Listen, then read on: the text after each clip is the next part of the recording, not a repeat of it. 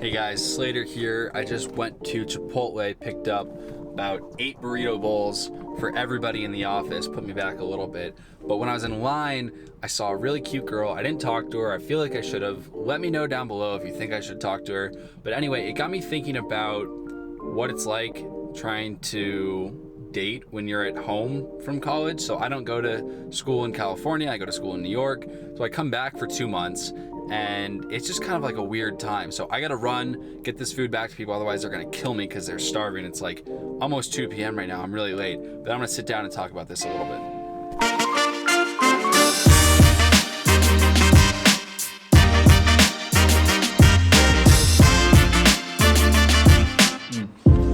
So I was gonna make this a mukbang, but I was too hungry. I couldn't talk and eat. I just literally mowed this down in like 30 seconds. All right, so dating in college over the summer. As if dating in college wasn't hard enough already. Then you gotta go home for 2 months and be around people that you either thought you'd never see again or people you really wish you wouldn't see again. Oh God, that stuff is good. Anyway, in college I've had one girlfriend, and that was my freshman year. Dated for a few months and that was it. Other than that, I've gone on plenty of dates, you know, Tinder, Bumble, the whole thing. We've all been there, we've all gone through it. We may not be proud of it, but we've done it. Coming home is like a totally different beast. So over the summer, you've got jobs, you've got internships. For me, I have sports too. So basically, I go work out in the morning, I go to work, I go home and go to bed by like 9:30, and that is my life. Here's a big question. Should I date? Honestly, probably not, but it's really up to you. When you're at home for the summer, take that time to kind of regroup, relax, and recharge your batteries.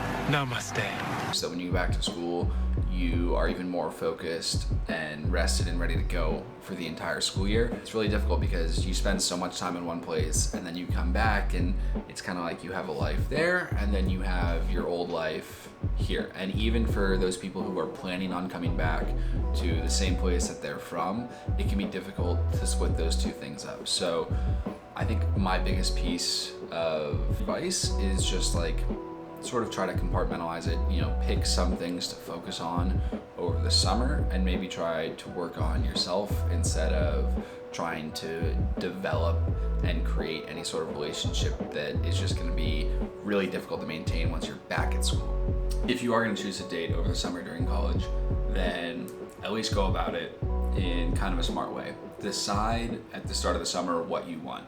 I just want to be alone! You know, if you want to go in looking for something serious, then be honest with yourself about that. If you're going in, you like just want to hook up with people, again, be honest with yourself about that because it's going to affect the way that you go about it, and it's also going to affect and should affect how you interact with other people. Like you should always be straight up and honest with people about what you're expecting, especially when, you know, you don't live in that place full time. It's one thing to get yourself involved romantically in a situation that you're not too sure you want to be involved with, but it's another thing to drag another person into that and then, you know, bring their emotions into it. So just be honest with yourself, be upfront with, you know, whomever it is that you're dating, and that's like the mindset you got to have before going into it. Now, if you are going to do it, obviously, you know, there are apps for dating. There's Bumble, there's Tinder, there's Hinge, and again, it's the same thing. Like, be honest with yourself about why you're using these apps. If you're using Tinder just to hook up with people, like,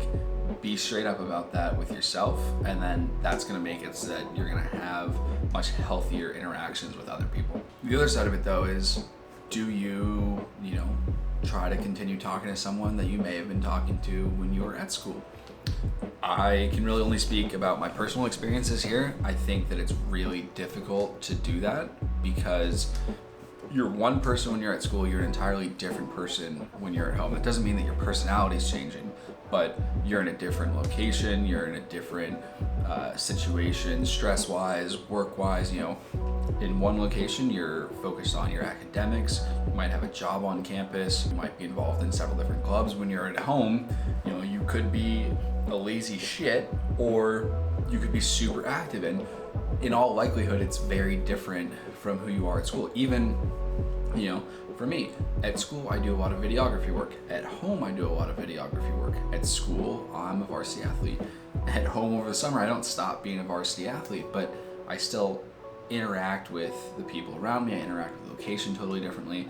And over the last few years, I've noticed that that impacts how I handle relationships and how I talk to people that I'm interested in romantically. It's very difficult to be in the same mindset and like same state of mind framework to think about things as they are going to be. My personal advice would be to cool the jets on any relationship that you're trying to like develop over the summer. But again, if it works for you, it works for you. So that's my thoughts on dating in college over the summer. If you have anything else to add or think I missed anything, drop it down below. If you liked the video, give it a thumbs up, hit that subscribe button if you haven't already, and I'll see you guys later.